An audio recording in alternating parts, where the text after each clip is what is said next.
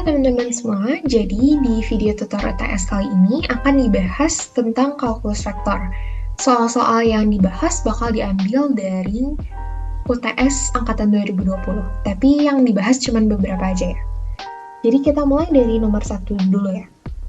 Kita dimisalkan RT sebagai berikut, yang menyatakan posisi suatu partikel yang bergerak di ruang pada saat T. Kita diminta untuk menentukan sudut antara vektor kecepatan dan vektor percepatan pada saat T sama dengan 0.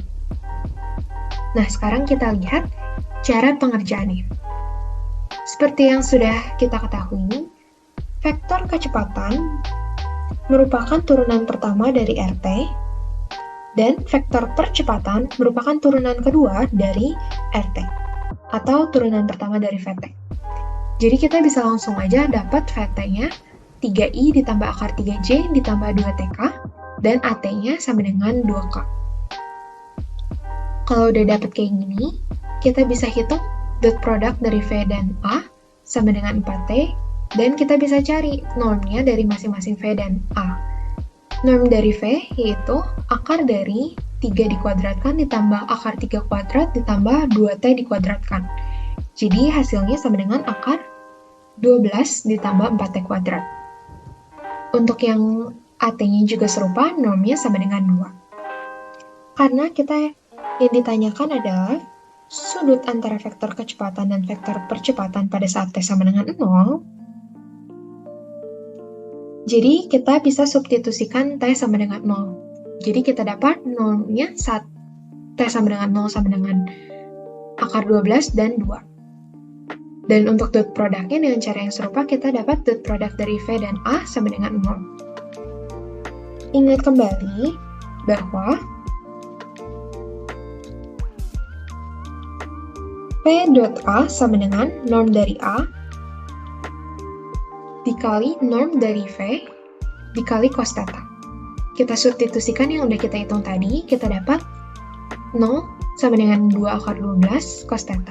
Cos theta-nya sama dengan 0, theta-nya sama dengan pi per 2. Atau kalau misalnya mau langsung aja, kita masukkan ke rumus yang ini, hasilnya juga akan sama, theta-nya sama dengan pi per 2. Untuk soal selanjutnya, kita bakal bahas nomor 3. Di sini lebih sederhana ya, soalnya kita diminta untuk menentukan U dan V, sehingga U ditambah V sama dengan 2i min 3j, dan 3U ditambah 2V sama dengan min I ditambah 2J.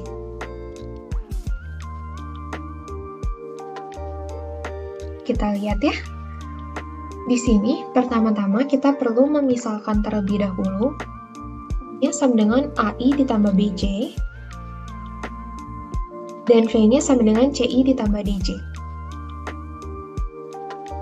Kalau kita udah memisalkan U dan V-nya seperti ini, kita bisa langsung menghitung U ditambah V-nya sebagai dalam kurung A ditambah CI ditambah dalam kurung B ditambah DJ sama dengan 2I min 3J. Dengan cara yang serupa, kita dapat 3U ditambah 2V-nya sebagai berikut. Di sini kita bisa lihat bahwa kita punya 4 persamaan dengan 4 variabel, yaitu dalam variabel A, B, C, dan D. Kita selesaikan cukup sederhana ya, ini nanti kita langsung dapat hasilnya A sama dengan min 5, C sama dengan 7, B sama dengan 8, dan D sama dengan min 11.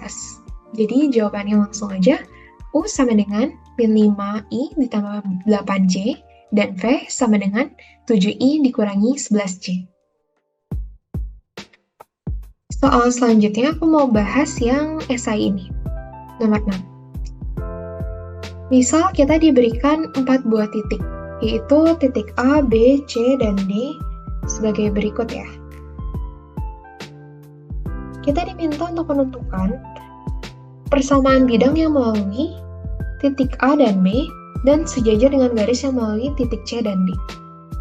Berarti di sini yang tujuan kita adalah menentukan persamaan bidang dengan 2 syarat, yaitu harus melalui titik A dan B dan harus sejajar dengan garis yang melalui titik C dan D. Cara pengerjaannya nggak terlalu susah sebenarnya. Kita lihat ya di sini. Karena kita perlu mengetahui titik yang melewati A dan B dan sejajar garis yang melalui titik C dan D, jadi kita pertama-tama harus cari terlebih dahulu vektor AB dan vektor CD-nya. Vektor AB gampang ya carinya, tinggal B dikurangin A dapat 2, min 2, min 2. Sedangkan untuk CD-nya dapat 6, 2, dan min 2. Untuk mencari persamaan bidang, kita perlu vektor normal. Nah, vektor normalnya kita notasikan sebagai n-bar, yaitu cross product dari AB dan CD. Seperti yang di sini. Di sini kita tinggal hitung aja bisa menggunakan sarus atau penjabaran kofaktor. Nanti hasil akhirnya 8i dikurangi 8j ditambah 16k. Kalau misalnya kita udah dapat vektor normalnya, kita tinggal cari persamaan bidangnya, misalkan S-bar sama dengan X min X0, Y min Y0, Z min Z0 didot produkkan dengan N. Yang ini harus sama dengan 0. Kita ambil X0, Y0, Z0-nya sama dengan 2, 3, 2 sama dengan vektor A. Maksudnya sama dengan titik A ya. Oke. Kalau kayak gini, kita udah punya semuanya, kita substitusikan aja, nanti hasil akhirnya didapat 8x min 8y ditambah 16z min 24 sama dengan 0. Soal selanjutnya yang mau aku bahas, langsung ke esai bagian 2-nya aja, yaitu nomor 6 dan nomor 7. Nomor 6 dan nomor 7, sebenarnya cara pengerjaannya mirip, asal kalian paham pasti bisa. Kita lihat dari nomor 6 dulu ya.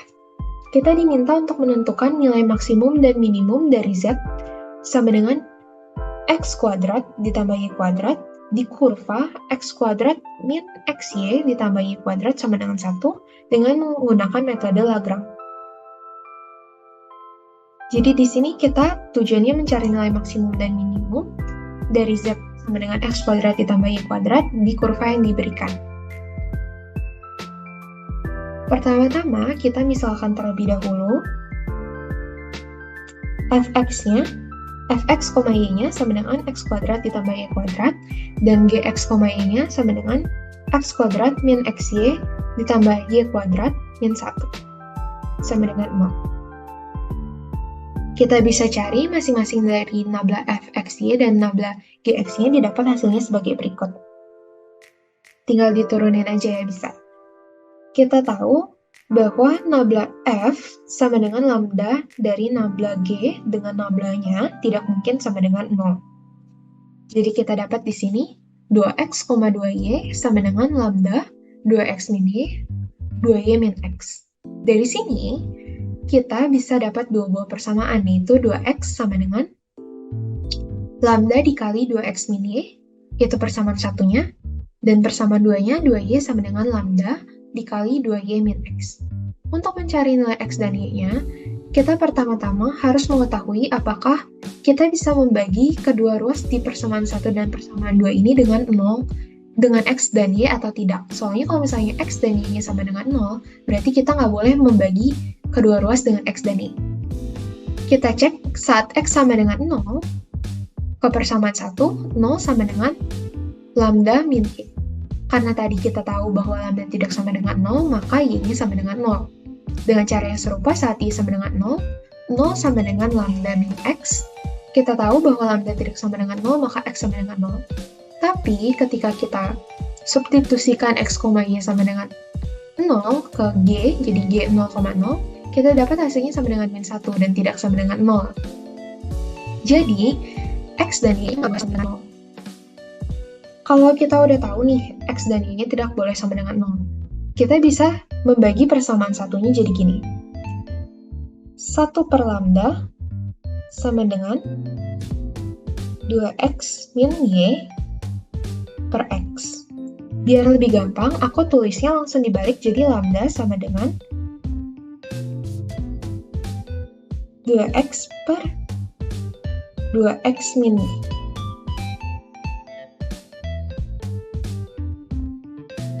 Sini ya, dengan cara yang serupa, ke persamaan 2, kita dapat lambdanya sama dengan 2y per 2y min x. Kita kali silangkan, Sehingga kita dapat nanti hasil akhirnya plus minus X sama dengan plus minus Y. Kalau udah kayak gini, gampang aja kita tinggal masukin lagi titik X, X-nya ke dalam G. Nah, di sini X, Gx, X sama dengan G min X, min X. Nanti hasilnya kita dapat X-nya sama dengan plus minus 1. Sedangkan kalau misalnya kita masukin Gx, min X, nanti hasilnya bakal sama aja kayak G min X, X. Nanti hasil X-nya adalah plus minus akar 3 per akar 3. Kalau udah dapat titik-titik X-nya, kita bisa langsung aja masukin ke F yang tadi di awal ya. Yang ini. Nanti kita dapat F1,1 sama dengan F min 1 sama dengan 2. F1 per akar 3, min 1 per akar 3 sama dengan F min 1 per akar 3, 1 per akar 3. Hasilnya sama dengan 2 per 3. Nah, di sini kita tahu bahwa 2 per 3 lebih kecil dari 2, jadi pasti titik nilai minimumnya yaitu ada di 1 per akar 3, min 1 per akar 3 atau sebaliknya ya. Dan yang maksimumnya itu yang 1,1 atau min 1,1. Nah, untuk yang nomor 7, kita diberikan R, wilayah dalam segitiga yang dibentuk oleh 2,0, 0,2, dan 0,-2. Kita diminta untuk menentukan nilai maksimum dan minimum lagi dari fungsi fx, y sama dengan x kuadrat ditambah y kuadrat min 2x di wilayah R tadi. Kalau ketemu kayak gini, kita harus ngegambar dulu wilayah si R-nya. Wilayah si R-nya berbentuk segitiga kayak gini. Kita disuruh cari nilai maksimum dan minimum. Pertama-tama kita periksa titik inferiornya dulu yang ada di dalam segitiga ini. Nah, gimana caranya? Kita punya fx, y, x kuadrat ditambah y kuadrat min 2x. Kita turunkan, kita dapat 16f-nya bakal disama denganin dengan 0,0.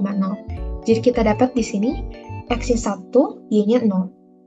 Titik ini kita masukkan ke fungsi yang telah diberikan. Jadi f1,0 sama dengan min 1.